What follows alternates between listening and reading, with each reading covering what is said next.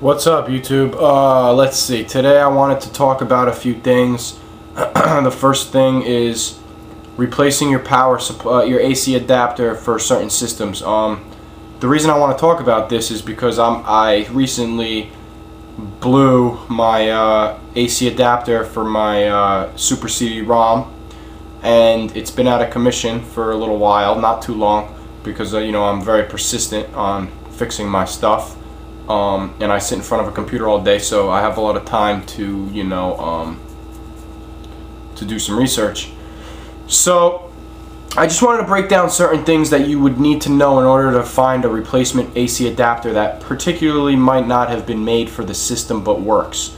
The first thing I want to talk about is voltage and milliamps. Now, I'm going to use this Super Graphics AC adapter as my example, not my Super CD-ROM, because that one doesn't show all the information that I want to explain. But so just for conversation's sake, I'm going to show you the Super Graphics AC adapter and explain, you know, what you need to look for in order to find the replacement, the corrected replacement, because it's crucial that you find the correct one. Otherwise, don't even plug it in, because you're probably going to blow it, and that's the last thing that you want to do.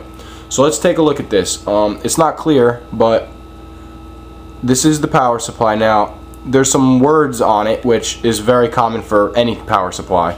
And what it reads is output. You got to look at the output. So the output for the Super Graphics is DC 9 volt 800 milliamps. Now, what that means is that this power supply takes, you know, the 100 volts or whatever that comes from the wall and downgrades it to 9 volt, converts it to 9 volt DC at 800 milliamps.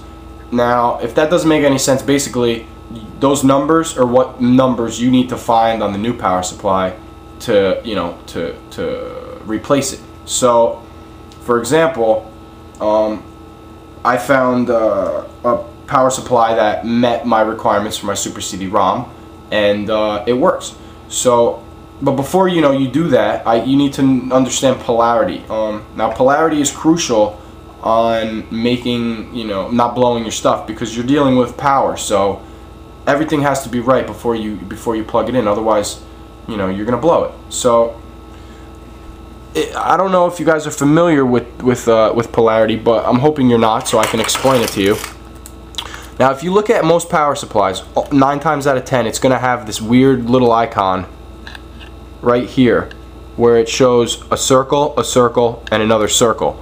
Okay, now the circle in the middle, if you look at it, if you grab a power supply and look at it, it's going to show a pin in the middle and a little shell around the outside. Okay, now the other two circles are going to be positive and negative. The positive is either going to point to the outside or the inside pin.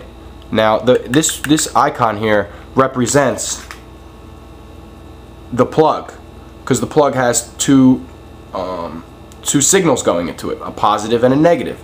So either the outside shell here could either be positive or negative, or the inside where the pin gets plugged into could either be positive or negative. So you need to figure that out before you switch out your power supply, because if you have the polarity backwards and you plug this bitch into the system, it's not good. Something is going to happen, and it's not something that you want to happen. So make sure you got the polarity clear. Now, the Super CD-ROM is the power supply that blew on me, and it doesn't work anymore. It only lasted me like a month. You know, I'm sure that it's old, just like any other power supply for systems that came out in the 80s and 90s. You know, it's almost 20 years old or older. You know, power supplies aren't made to last forever. So, you know, the time's going to come where you're going to have this problem, and you know, you really need to know what you're doing in order to switch it out with the correct power supply. Because like in my situation, the Super CD-ROM original power supply is only available, you know, in Japan, and it's heavy as shit and it's pricey as shit. So to get that thing imported, you know, my Connect, it was like 60 bucks, maybe even more. And that's crazy to spend that on a power supply, you know what I'm saying? So what I did was I started searching for power supplies online that were, you know, the Super CD-ROM runs off 12 volt 1500 milliamps, which is high. So, you know, I began to search for those requirements, but also the plug that goes into it Okay, it's a female plug, which is rare, first of all, and it's 3.1 millimeters, which is also semi-rare of a size. So the odds of me finding a 12 volt, 1500 milliamp, 3.1 millimeter AC adapter, it's fucking impossible. So here's an alternative to most of these problems that you guys are gonna have. If you're in the States like I am, you know, there's Radio Shack. Radio Shack is, you know, it's overpriced, whatever. They have stuff that normally you're not going to find locally anywhere else a lot of the time. Fuses, wiring, AWG wire, solder, you know, all that kind of shit. So I took a ride over there in hopes that I would find a 12 volt, 1.5, 3.1 millimeter AC adapter.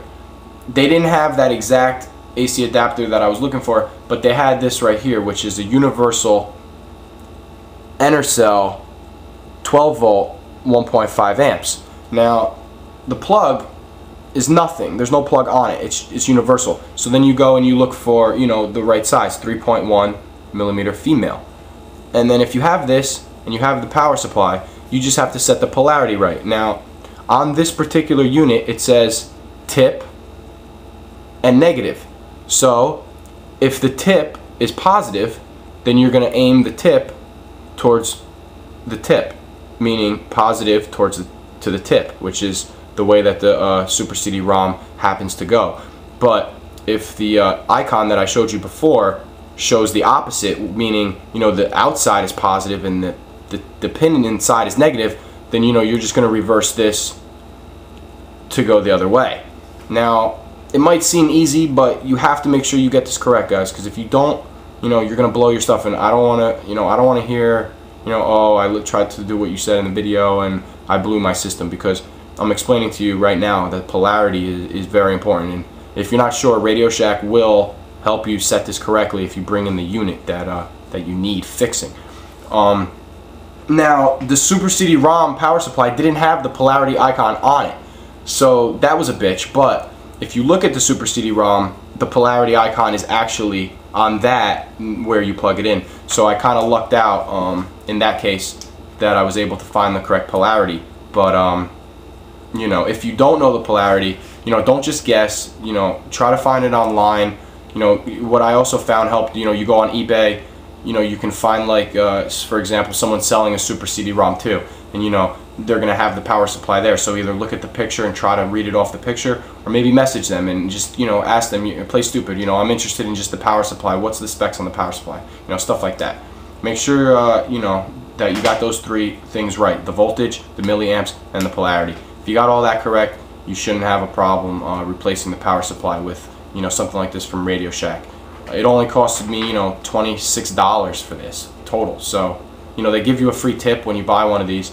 They also have these in like universal, so you could set the voltage like between 2 and 12 volts by, you know, sliding it, and then the milliamps, you know, at a hot, because you can have the milliamps higher, meaning like if it takes, you know, 1500 milliamps and you have a 2000 milliamp plug, that's fine, because it's up to 2000 milliamps that this thing can hold. So just make sure the milliamps don't go under, and the voltage has to be, you know, as close, meaning perfect. You match the voltage correctly, but the milliamps on this could be higher than what the system takes.